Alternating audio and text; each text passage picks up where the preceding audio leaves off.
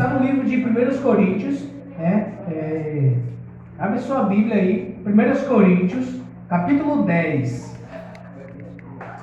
1 Coríntios,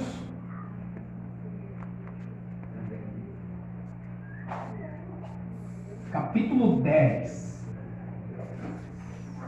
E aí nós vamos ver alguns exemplos da história de Israel que nós devemos tomar para nós como exemplos de vida. Aí está alguns exemplos da nossa vida, né, pela história de Israel, que nós não podemos fazer na nossa vida, porque senão pode causar algumas consequências ruins para a nossa vida. E aí, 1 Coríntios capítulo 10, do versículo 1, a gente vai estar lendo, né? E aqui o versículo 1 diz assim: ora, exemplos da história de Israel. Ora, irmãos, não quero que ignoreis que nossos pais estiveram todos sobre a nuvem e todos passaram pelo mar. Esse exemplo, né, que Paulo ele vem trazendo, ele fala que nós não devemos ignorar. Por quê? Porque aquele exemplo foi um grande exemplo de batismo para o povo de Israel. Hoje, nós também, nessa caminhada espiritual, rumo a Canaã celestial, né, que nós estamos indo, e o povo de Israel saiu do Egito, de uma terra idólatra, de uma terra opressora, de uma terra inimiga, e fizeram o quê? E foram para a cidade que o Senhor havia, o lugar que o Senhor havia prometido para eles, um lugar que manava leite e mel. E no rumo daquela estrada, daquele caminho, eles encontraram logo de primeiro desafio o quê? Um mar à sua frente, chamado Mar Vermelho. E aí o apóstolo Paulo ele fala: olha, eu quero, irmãos, que vocês não ignorem que todos, nenhum ficou sem passar pelo mar e passaram pela nuvem. Então isso significa para nós que todos nós que temos que entrar no céu, precisamos fazer o quê? Passar pelo mar e pela nuvem. Todos nós, todos, ele falou todos. Não teve um que pegou um barco e atravessou o mar de barco. Não teve um que rodeou pelo mar, pela praia e saiu lá do outro lado. Todos passaram pelo mar e pela nuvem. Que nuvem é essa? E que mar é esse que o apóstolo Paulo fala que todos nós precisamos passar? E eu trouxe esse comentário bíblico aqui, que ele é muito importante. Eu juro a vocês que eu não vou ler todo, só a metade hoje, tá? E aí a gente não vai demorar muito, não vou ler todo ele, eu vou ler só a metade, tá, irmã? E aí a gente não vai demorar muito. Mas aqui, essa nuvem se refere à presença visível de Deus. Aquela presença que eles tinham na peregrinação rumo a Canaã. Eles tinham que ir, mas eles precisavam da presença divina de Deus. Assim como nós, para chegarmos no céu, precisamos da presença de Deus todos os dias. Não tinha um dia em que aquela nuvem não estava com eles. O que era aquela nuvem? Quando o povo de Israel saiu do Egito, né? O faraó, depois das pragas, Faraó liberou o povo de Deus. Vai, pode ir, que está me trazendo muita destruição, já morreu o meu filho, então vocês podem ir. Mas depois, Faraó se arrependeu da ordem que ele mesmo deu, mandou o povo ir. E ele começou agora a ir encontrar o povo que estava caminhando para aquela cidade, com todo o exército do Egito. E quando eles estavam indo, ao eles avistarem o povo de Deus, eles iam matar todo o povo de Deus. E por que eles não mataram o povo de Deus? Porque o próprio Cristo se manifestou através de uma nuvem de fogo. Uma coluna. Sabe uma coluna? Algo bem grande. Uma coluna de fogo do céu para a terra. E os carros do faraó não podiam passar daquela nuvem para perseguir o povo de Deus. E era uma coluna de fogo. Fogo mesmo. que estavam ali com eles. E durante o dia, as pessoas tinham uma coluna, né, de nuvem, uma nuvem que dava sombra para o povo caminhar, porque o deserto, você sabe que é quente, né? O deserto é quente, seco, lugar vazio, sem nada, e aquela coluna de água, né, que passava ali, que dava fresca para ele. Imagina uma brisa que vinha daquela coluna para refrescar o povo. E durante a noite eles tinham que ter a coluna de fogo, porque o fogo protegia contra os escorpiões, contra as serpentes, contra as coisas daninhas que tinham ali naquele lugar.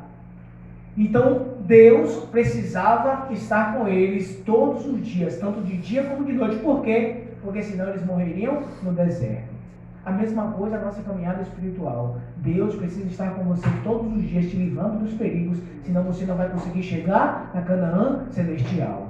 E aí então, Paulo fala, o apóstolo fala, né? No versículo 2: tendo sido todos batizados, assim na nuvem como no mar, com respeito a Moisés. Então, todas aquelas pessoas foram batizadas. No Antigo Testamento, não existe um período onde as pessoas se batizavam. Não existia o batismo, porque o batismo veio com quem? O João Batista, né? Que era o que batizava para a remissão dos pecados no Novo Testamento. No Antigo Testamento não tinha a questão do batismo, mas nesse momento todos foram batizados. Por quê? Porque quando você entra no tanque batismal, tem água em volta do seu corpo inteiro. E aqui também tinha água em volta do corpo inteiro. O apóstolo fala que tinha água em cima, a nuvem, tinha água dos lados, né? E todos os lados tinha água por trás e pela frente. Tinha água para o povo. Então todos que passaram por ali foram sido batizados. Jesus mesmo falou quando ele esteve aqui na terra: todo aquele que crer e for batizado será salvo. Então, para que a gente possa ser salvo, existe algo que precisamos fazer. Precisamos nos batizar e crer, exatamente. Precisa haver um batismo, porque todos aqueles que queriam chegar naquela cidade precisavam ser batizados, e eles foram batizados com o quê? Com aquela nuvem. E aí então, nós todos, para entrar na Canaã celestial, precisam ser batizados. Todos precisam ser batizados. Mas aí nós temos pessoas que nunca se batizaram, mas irão entrar na cidade celestial. E como isso pode acontecer? Como pode alguém entrar no céu sem ser batizado? Se o apóstolo acabou de falar que todos precisam ser batizados. E aí então nós vamos para as profecias. Ellen G. White, ela comenta, em um dos seus comentários bíblicos, ela fala que nós iremos para o céu em uma carruagem de nuvem, e essa carruagem demorará 7 dias para chegar nas mansões celestiais. E quando nós iremos passar por esses lugares, o que nós vamos, ao chegarmos lá, aonde nós vamos passar? Pelo mar de vidro. Todos nós iremos passar pelo mar de vidro. E esse mar simboliza o batismo que nós, espiritual, que todos precisarão ter. Todos nós precisaremos ser batizados para entrar nas mansões celestiais. E aí nós, entendemos que também o apóstolo falou com respeito a Moisés. O que significa com respeito a Moisés nesse versículo aqui? Porque Moisés foi escolhido por Deus e aceito pelo povo para conduzir eles para o lugar que Deus havia preparado para eles. O povo aceitou que Moisés fosse o líder deles, juntamente com Arão. Mas aqui só mencionou Moisés, porque esse Moisés representa a Cristo Jesus. Todos nós aceitamos que por meio de Cristo Jesus nós iremos entrar nas mansões celestiais. Moisés é um precursor de Cristo Jesus. Moisés é um exemplo de Cristo. Moisés é um antitipo de Cristo. Porque Moisés foi o grande libertador. E quem é o nosso libertador? Jesus Cristo. Moisés conduziu o povo para a cidade prometida. E quem nos conduz para a cidade prometida? Cristo Jesus.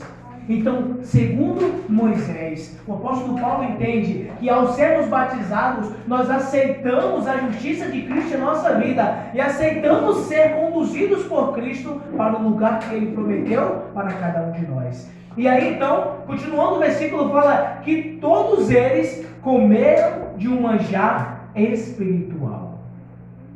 Naquele lugar, aqui a Bíblia fala que depois de 2 meses e 15 dias, eles começaram a reclamar que estavam sem comida. Eles tinham comida para 2 meses e 15 dias. E depois daquele tempo, eles começaram o quê? A murmurar para Moisés e Arão, dizendo que eles estavam o quê? Eles estavam sem comida. E aí então Deus provê a comida dos céus. Deus provê um manjar espiritual, ou seja, um alimento espiritual. Aqui o manjar é usado como sentido de alimento. Um manjar espiritual, um alimento espiritual. Eles então receberam um alimento espiritual, um alimento que não vinha deles, que não provinha do plantio ou dos animais que eles possuíam. Era um alimento que vinha do céu. Nessa questão, não preciso nem explicar.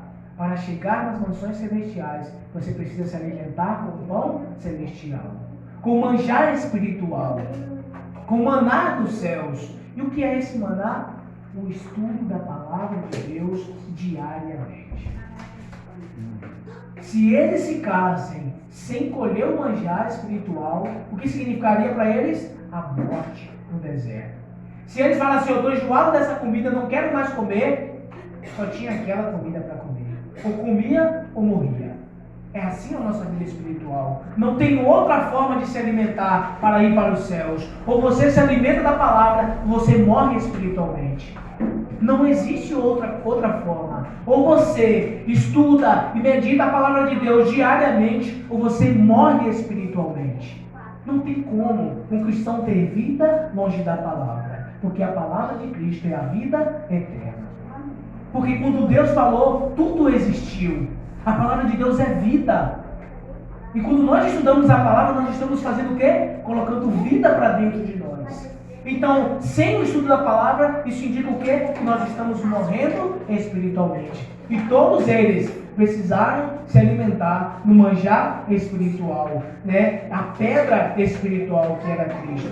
E ainda no versículo 4 diz: e beberam da mesma fonte espiritual, porque bebiam de uma pedra espiritual que os seguia, e a pedra era Cristo. Em muitos momentos, Cristo também, ele falou que ele era a pedra angular, qual os homens rejeitaram. A pedra principal da construção do templo, quando os discípulos estavam de frente daquele lindo templo sendo construído, Cristo falou, eu digo que aí, nesse lugar, não vai ficar pedra sobre pedra, profetizando a destruição daquele templo. E ele falou, a pedra, aquela pedra principal da esquina, a da coluna que dá sustentação, os homens rejeitaram. E aquela pedra que os homens rejeitaram, se tornou a pedra principal, que era Cristo Jesus. Aquele exemplo da pedra já havia sido dado para o povo lá no deserto, quando o povo reclamou que estava com sede. A primeira murmuração foi quando as águas de Mara, fizeram o quê? Eram amargas e eles não podiam beber. E aí então Moisés joga aquele galho lá e o neve figueira e a água volta a ficar normal. E depois eles reclamam com sede novamente e Moisés vai e faz o quê? Ali toca na rocha e a rocha sai água. E mais uma vez Moisés fez o quê? Moisés agora não fala com a rocha, ele faz o quê? Ele fere a rocha, bate com força na rocha. A rocha não pode ser ferida 2 vezes. Cristo morreu uma vez só. Por isso que Moisés fez o errado, porque ele não poderia ferir a rocha 2 vezes. Ele tinha que falar com a rocha pela 2ª vez. E Moisés feriu a rocha e por isso ele não pôde entrar na Canaã, lá no céu, naquela Canaã terrestre, porém recebeu uma herança maior que entrou nos céus depois que ele morreu e foi ressuscitado. Mas nós hoje entendemos que muitas pessoas usam a Bíblia como um método. E esse método de tocar na rocha é um método muito bom. Falou com a rocha, tocou na rocha, a rocha deu ali e aquele método funcionou. E muitas pessoas usam a Bíblia como um método. Muitos especialistas, muitas pessoas que trabalham com finanças estão usando a Bíblia como o quê? Como um método para adquirir riqueza. E funciona? Funciona. É um método para conseguir, porque ali tem princípios bíblicos que podem fazer a pessoa enriquecer. Em Provérbios mesmo tem muitos princípios bíblicos que fazem com que a pessoa tenha grandes ganhos. Mas o que acontece? Ali as pessoas usam a Bíblia como um método. E aquele método funcionou.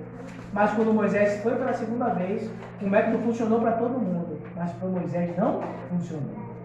Todo mundo bebeu e ficou tudo bem. Deus foi lá e falou: ok, Moisés, vem aqui no particular.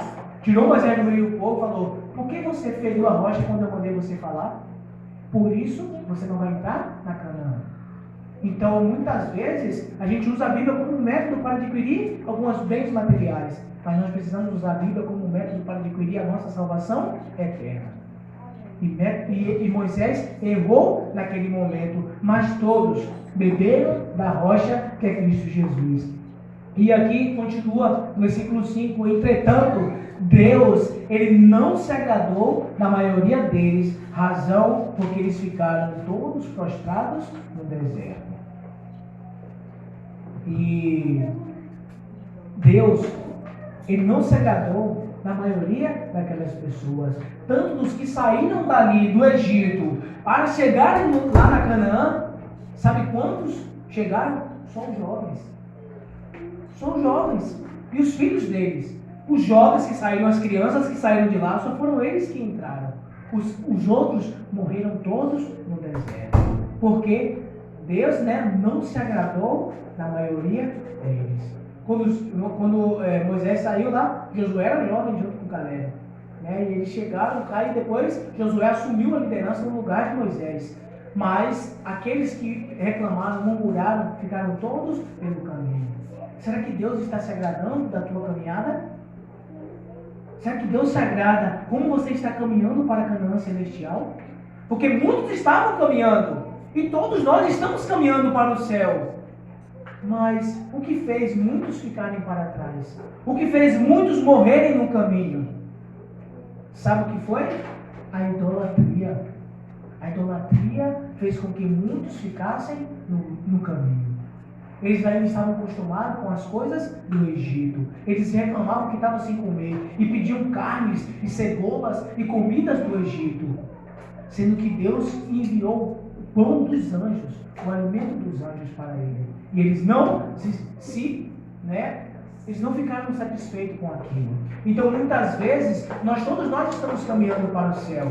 Aceitamos a Cristo, passamos pelo mar, mas o que acontece? Muitas vezes nós estamos perdidos mesmo no meio da caminhada. E Deus pode não estar se agradando da nossa forma de caminhar. Nós, muitas vezes, vamos nos prostrar diante de muitas coisas. E ali o que acontece? Muitas daquelas pessoas ficaram mortas no deserto. E o interessante aqui é que lá em Números, capítulo 14, versículo 16, diz que muitos morreram no deserto. Muitos nessa caminhada vão morrer e não vão conseguir chegar no final. Não foi essa a pergunta da escola sabatina que eu fiz mais cedo? Como lidar com pessoas que desistem da caminhada? Como lidar com pessoas que mudaram de exército, mudaram de caminhada? É muito difícil caminhar, porque a luta não é fácil. É uma guerra espiritual. A irmã Elisa sempre fala que o reino do céu é tomado na força, com violência.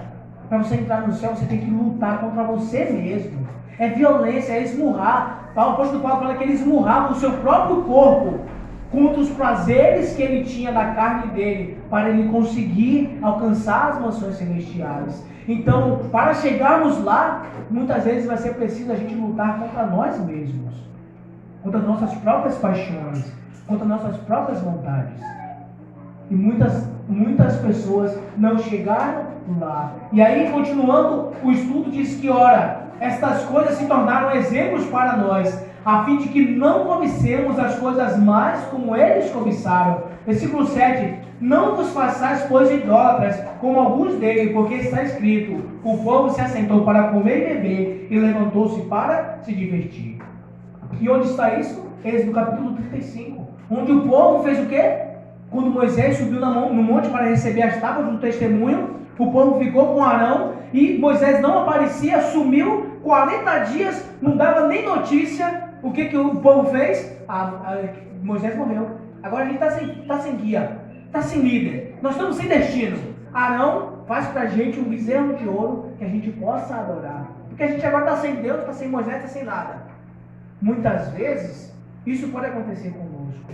Quando nós estamos sem liderança, o que acontece? Nós somos levados a nos prostrar a outros deuses. Quando o líder, que é Cristo, da nossa vida, ele sai do centro da nossa vida, qual é a nossa propensão? É fazer o quê? É se prostrar a outros deuses. É gastar o nosso tempo nas redes sociais. É gastar a nossa vida com coisas inúteis. É pecar naquele pecado que você sabe que é errado, mas mesmo assim você vai cometer. Porque você está sem liderança. E é assim que acontece. Quando nós estamos sem um líder espiritual, e quando o povo daquela caminhada se sentiu sem Moisés e sem Deus, Deus matou Moisés, sumiu lá, está sem comer, não levou comida nenhuma. Moisés não tinha levado comida nenhuma, ficou 40 dias lá, morreu. Morreu. Não tem como estar vivo depois de 40 dias. E aí Deus falou: Moisés, olha lá, desce lá e vê lá o teu povo lá, que agora está se prostrando e adorando a outros deuses. E quando Moisés desceu, Moisés, tão irado que ele estava, ele quebrou as tábuas do mandamento. E o próprio Deus havia escrito. E o povo estava o quê? Todos prostrados, adorando aquele bezerro de ouro. E fala que aquelas pessoas se tornaram idólatras. E eles se assentaram para comer e beber, e levantou-se para se divertir. Aqui tem uma coisa interessante. O povo estava triste, o povo estava sem Moisés, mas quando colocou outro Deus na frente dele, o que o povo fez? Começou a comer, e começou a dançar, e começou a se divertir. Por que eles não faziam isso na manifestação da presença de Deus? Por que o povo não se alegrava? Por que o povo não se divertia quando o próprio Deus se manifestava com ele? E aí eu faço uma pergunta: por que quando nós viemos para a casa de Deus nós não estamos alegres? Por que quando Deus se manifesta nós não estamos felizes? E por que quando você vai fazer uma coisa no mundo você tem toda a disposição do mundo? E você está feliz, e você ri com seus amigos, e você está alegre, mas quando você abre a Bíblia para estudar a Bíblia, parece que é a coisa mais enfadonha que tem. Por que isso acontece conosco, nessa caminhada espiritual? Por que muitas pessoas rejeitam a Cristo? Porque os prazeres do mundo, muitas vezes, se parecem melhores. O ouro daquele bezerro brilhava para eles. Era algo que eles estavam vendo, mas a Deus que eles não viam, eles nem se alegravam. Devemos tomar cuidado. É uma coisa que eu acho muito importante. Quando vimos a casa do Senhor, devemos trazer o nosso melhor. Nós não damos o nosso melhor no trabalho, né? Nós não passamos noites sem dormir trabalhando. Não é isso? Se precisar do nosso trabalho, precisar passar uma noite sem dormir, ou se precisar viajar para os Estados Unidos para fazer um trabalho lá, nós não vamos? Com a esperança de recebermos uma recompensa muito grande? E por que quando nós vamos na casa de Deus e temos uma vigília que vai passar a noite inteira, a gente parece que está morto? Quando vimos para a casa de Deus chegar, nós vemos arrastando o pé, né? De tristeza, né? Assim embaixo, com a cabeça baixa. Mas nós estamos vindo para a morte nossa, para o sacrifício, né? A gente está vindo para o sacrifício, né? E vemos e no momento do louvor, ninguém abre a boca para louvar e nada. Por quê? Porque os prazeres do mundo são melhores do que os prazeres. Por que Cristo falou que os filhos das trevas são mais prudentes do que os da luz? Porque os filhos das trevas, quando estão nas trevas, se alegram. Eles passam noites sem dormir, e eles estão felizes, e eles bebem, ó, e bebem, e gastam todo o seu dinheiro, e arrumam dinheiro não sei aonde para beber. Tem gente que você vê que nem trabalha, mas todo dia está bêbado. Como que é? Eu não sei como é que faz, né? Mas nós, até o dízimo, muitas vezes nós roubamos do Senhor. Não é isso? É mentira ou é verdade? É a realidade nossa. É a realidade espiritual que nós passamos. É nessa caminhada, tudo isso pode acontecer. Por que aconteceu com o povo de Israel? E, continuando aqui, o versículo 8 diz que: e não pratiquemos imoralidade, como alguns deles o fizeram, e caíram num só dia 23 mil pessoas, homens. Naquele dia o povo se revoltou contra Moisés. Que nada, Moisés, você está levando a gente para um lugar que a gente nem sabe. E o povo estava imoral. Eu quero te seguir mais nada. Agora a gente vai escolher outro líder e a gente vai seguir outro líder. E alguns se levantaram contra Moisés e contra Deus. E o que Deus fez naquele dia? Abriu a terra. Findeu a terra no meio. Abriu a terra. Imagina, abriu a terra e 125 mil pessoas morreram naquele dia. Porque se revoltaram contra Deus. E é triste. Quantas pessoas não vão morrer? Né? E já morreram. A palavra fala que os perdidos são como a areia da praia. Pode se contar as areias da praia? Não. Assim também é o número dos perdidos. É incontável. É uma grande multidão. E no livro do Grande Conflito, né, que a gente doou esse ano, aquele livro que a gente doou para vocês, né? O livro do Grande Conflito que nós doamos esse ano, lá no finalzinho, nos últimos capítulos, fala que quando Deus vier à terra pela segunda vez, né, e depois que a cidade santa, depois do milênio, a cidade santa descer sobre a terra, o que vai acontecer? O monte vai se fender e a cidade vai ser estabelecida naquele lugar, no Monte das Oliveiras. E a cidade vai ser estabelecida naquele lugar. E quando a cidade for estabelecida sobre aquele lugar, os ímpios intentarão contra a cidade e contra o povo de Deus. E ali naquele livro fala que são uma grande multidão, que é um número incontável de pessoas que estarão entre os perdidos. E Ellen White fala que ali ela pode ver grandes líderes. Nero, o terrível, estará ali naquele lugar. Muitos homens cruéis estarão liderando aquele exército, junto com Satanás. E ela fala que é um número, uma grande multidão que não pode se contar. Exércitos como nunca se viu na terra. Milhares e milhões de pessoas. Mas Cristo, ela fala, se levantará no seu trono, branco de marfim, sobre a cidade, e proclamará a destruição dos ímpios, e ali o pecado nunca mais existirá. Muitos, 125 mil pessoas morreram porque intentaram contra o líder de Deus e contra Deus. Outra coisa de exemplo, cuidado contra quem você está lutando. Porque muitas vezes você acha que está lutando contra um líder espiritual, mas muitas vezes está lutando contra o próprio Deus. Temos que tomar cuidado. O povo começou a falar mal de Moisés, mas eles estavam enganados, pensando que estava falando de Moisés. Eles estavam lutando contra o próprio Deus. E Deus se irou com aquilo e abriu a terra e morreram 125 mil pessoas. E o versículo 9 diz que não ponhamos o Senhor à prova, como alguns deles já fizeram e pereceram pelas mordeduras da serpente. Né? Então, muitas daquelas pessoas colocaram Cristo à prova. E morreram o quê? Pelas mordeduras da serpente. Quando o Senhor retirou a sua coluna de fogo do meio do povo, começaram então a acontecer o quê? As serpentes começaram a picar aquelas pessoas. Não tinha aquela nuvem de fogo que seguia eles, que eu falava, de noite, e seguia o povo? Deus falou, então é assim, né? Vocês estão murmurando, estão reclamando? Então tá bom. Eu vou fazer com que a minha coluna, eu vou sair do meio de vocês para ver se vocês vão resistir nem um dia sequer. E aí aquela nuvem de fogo saiu do meio daquele povo. E o povo agora estava sem Deus. A nossa vida sem Deus é dessa forma. Quando você acha que você tem muito, ou que você está suficientemente bom, ou que você acha que você não precisa orar mais, você acha que não precisa vir mais à igreja, você acha que não precisa jejuar mais, você acha que não precisa estudar a Bíblia, nem a lição. É tudo igual, eu não vou estudar mais não. Eu não quero mais Deus na minha vida. O que vai acontecer? Deus vai falar, eu vou só sair um pouquinho daqui para você ver como que você é sozinho. E Deus então retirou aquela coluna de fogo.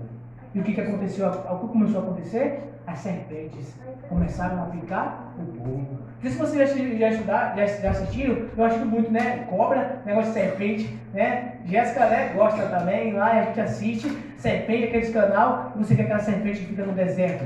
A bicha fica escondida debaixo da terra, só com a cabeça do lado de fora. Ela se entra, né, e vai se escondendo, e a terra vai se jogando terra para cima dela, ela fica só a cabeça para fora. Quando passa o bicho ali, ela ataca. E de repente o bicho nem vê. Então aquelas serpentes começaram a sair da terra, começaram a sair dos buracos, das pedras, das rochas, e começaram a picar o povo. E o povo começou o quê? A morrer. E o povo começou a morrer. Sem a presença de Deus, e dessa forma, aos dados inflamados do inimigo, os venenos do inimigo começam a penetrar no nosso corpo. E aí a gente começa o quê? A morrer e a morrer. E vai morrendo devagar. Aquela morte cruel, aquela morte devagar. E aí começam o quê? Começaram a morrer. E aí eles começaram agora a chorar e clamar: Moisés, clama a Deus para salvar a gente, porque a gente agora está morrendo. E aí Deus faz com que Moisés faça uma serpente de bronze e levante ali no meio do povo, aquela serpente numa haste, e todas as pessoas que olhassem para aquela serpente, o que aconteceria? Eles seriam curados. Pela misericórdia de Deus, Deus restabeleceu aquele povo, a saúde daquele povo novamente. Então é dessa forma. Quando nós estivermos com o olho desfocado da cruz de Cristo, nós iremos morrer espiritualmente. E o inimigo está aí. Ele quer mesmo nos devorar. Mas Cristo não vai deixar. E vamos aqui, continuar lendo aqui os últimos, vamos ler os versículos todos para a gente encerrar, Diz assim, versículo 10: Nem murmureis, como alguns deles murmuraram e foram destruídos pelo exterminador. Estas coisas lhes sobrevieram como exemplos e foram escritas para advertência nossa, de nós outros, sobre quem os fins dos séculos têm chegado. Aquele, pois, que pensa estar de pé, veja que não caia. Que você pensa que você está de pé, você tem que tomar cuidado para você não cair. E aqui no comentário bíblico fala que estar de pé parece que é uma advertência, É uma aplicação geral. A primeira seria aos cristãos de Corinto, que estavam acomodados com o uso de alimentos oferecidos a ídolos e a participação em festas idólatras. E depois, eles pensavam não ter necessidade de temer associação com os idólatras, mas essa confiança própria poderia ser a precursora de uma queda fatal. Viu aí o que acontece? Aquelas pessoas achavam que estavam de pé, mas eles estavam associados com o quê? Com o mundo.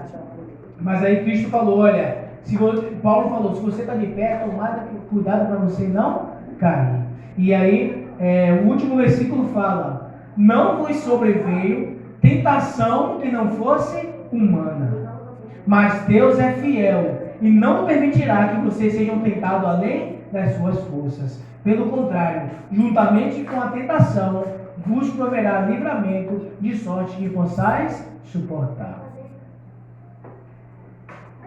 Não vos sobreveio tentação que não fosse humana, mas Deus é fiel e não isso. Tem uma tentação que você cai. Tem uma coisa que você cai fácil. Tem uma coisa que se botou ali na sua frente, você não pensa duas vezes, você cai na mesma hora. Mas graças a Deus, Deus não deixa você ser tentado nessa tentação. Sabia disso?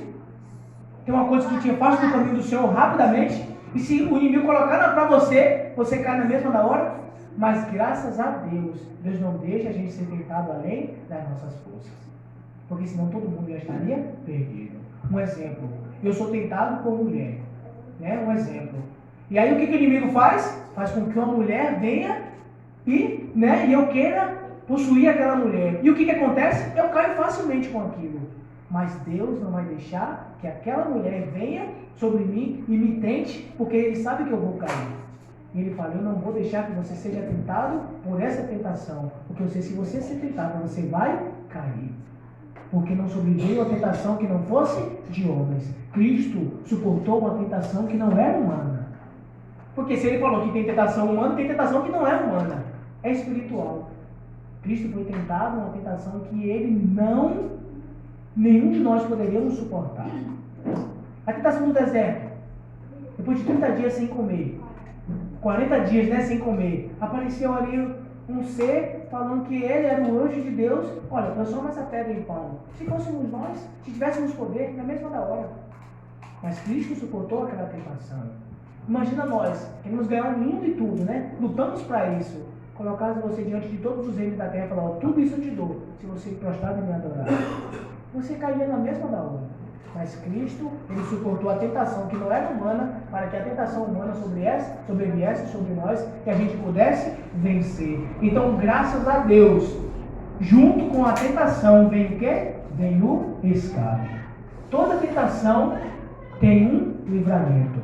No fim da tentação tem um livramento. No fim da prova tem uma bênção. Sabia disso? Toda prova não é para sempre. No final tem um livramento. Toda tentação tem uma forma de escapar. Se você caiu, saiba que tem uma forma de escapar dessa tentação.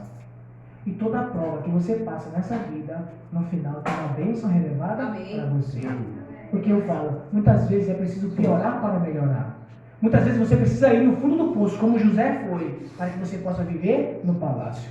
Muitas vezes você vai ser preciso ser escravizado, para que você depois possa ser valorizado, como foi Daniel.